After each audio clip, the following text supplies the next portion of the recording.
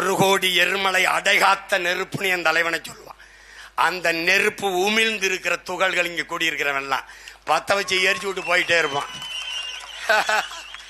தம்பி, நீ என் இன பெருமையை, என் இன அடையாளத்தை, என் மொழியை, என் இன வரலாறை நீ திராவிட குப்பையை போட்டு 50 ஆண்டுகளாக மூடி வைத்திருந்தாய்.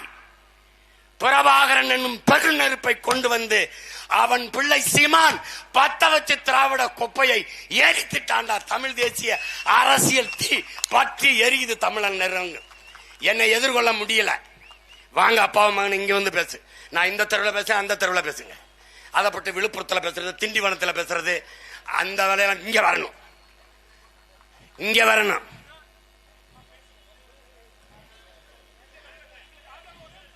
கொஞ்ச நேரம் இருங்க, பேசுங்க பேசுங்க, இருங்க கொஞ்ச நேரம் இருங்க, முடிச்சுக்கிறேன். தம்பி, நெருப்பு எரியும் போது குறுக்க வரப்படாது.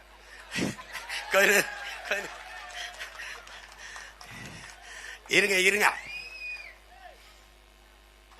நமக்கு ஆதரவா தான் பேசணும்னு நினைக்கிறாரு, ஒரு வாக்காளரா பேசணும்னு நினைக்கிறாரு. இருங்க இருங்க தம்பி, பொறுமை காத்துருங்க. ஏ அமைதியா இருங்க தம்பி, உங்களால பாருங்க இடையூறு வருது. அமைதியா இருங்க அமைதியா இருங்க. ஏ தள்ளுப்பா.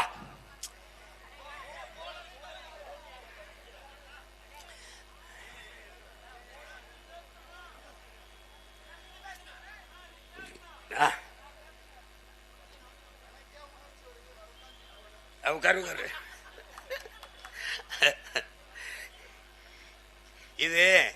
இது வந்து பாபா சாமி பிடிச்சு ஆடும்போது அது வந்து பெருசா ஒன்றும் சொல்றதுக்கு இல்ல. இன்னும் நிறைய இருக்கு. இன்னும் 8 நாள் கூட்டம் இருக்குல்ல, 8 நாள் கூட்டம் இருக்கு. நேத்தை விட இன்னைக்கு தொண்டை கொஞ்சம் சரியா இருக்கு. அதான்